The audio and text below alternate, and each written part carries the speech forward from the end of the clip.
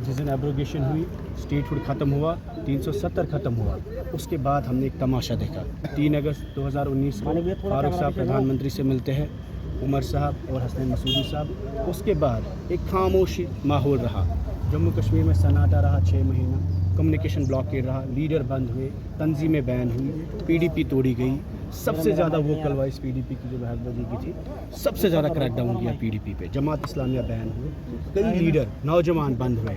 उसके बाद आज आप देखते हैं कि एक हुकूमत बनी, 50 सीटें नेशनल कॉन्फ्रेंस को दी गई। उन सीटों पर इन्होंने वोट लिया 370 पे, स्टेटहुड पे, इन्होंने वोट लिया पॉलिटिकल प्रिजनर्स पे, इन्होंने वोट लिया लैंड राइट्स पे, protection of Jammu and Kashmir, इन्होंने वोट लिया यहाँ के मुस्लिम करेक्टर को, मेजॉरिटी स्टेट को, जम्मू के करेक्टर को प्रोटेक्ट करने के लिए। जब आपने वाक़िफ़ का मुद्दा देखा तो इन्होंने सरेंडर किया। 370 को रेजोल्यूशन में मेंशन नहीं किया, वाक़िफ़ पे रेजोल्यूशन पास नहीं किया। इतना ही नहीं, जो जम्मू कश्मीर स्टेट के कॉन्स्टिट्यूशनल इशूज़ थे उस पर भी खामोशी, सिर्फ खामोशी।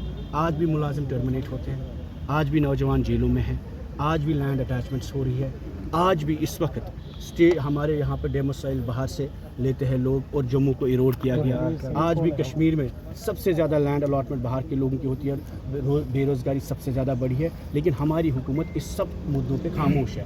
इसका सिर्फ ये साबित होता है कि अमर सिंह दुल्लत ने जो आज इल्ज़ाम लगाया या खुलासा किया, जिसमें Amar Singh Dulat has said that Farooq sahab was on board and privately ही supported the abrogation of article 370 कि 5 अगस्त 2019 को जो फैसला लिया गया, 370 को जो कलादम किया गया, उसमें फारूक साहब न सिर्फ ऑन बोर्ड थे बल्कि प्राइवेटली उन्होंने मदद की। एक बहुत बड़ा इल्ज़ाम है। हम चाहते हैं नेशनल कॉन्फ्रेंस क्लैरिटी दे इस मुद्दे पे। 1947 से लेकर आज तक हम देखते जा रहे हैं कि इस मुल्क के पास, जम्मू कश्मीर के पास अपना आइन था, सुप्रीम कोर्ट था, अपना प्रेसिडेंट था, अपना प्राइम मिनिस्टर था, और जब जब ये इरोजन्स हुए नेशनल कॉन्फ्रेंस ने एक ऐसा रोल किया जिस वक्त हर इरोजन को जस्टिफाई किया गया, उस इरोजन को नॉर्मलाइज किया और प्राइम मिनिस्टर को चीफ मिनिस्टर बनाने में, सुप्रीम कोर्ट को ख़त्म कलादम करने में, यहाँ के इलेक्शन कमीशन को कलादम करने पे, 1987 के हालात को बिगाड़ने में, नौजवानों को बंदूक देने में, आज फिर से 50 सीटों का जो इनाम नेशनल कॉन्फ्रेंस के को मिला है वो सिर्फ इसलिए मिला है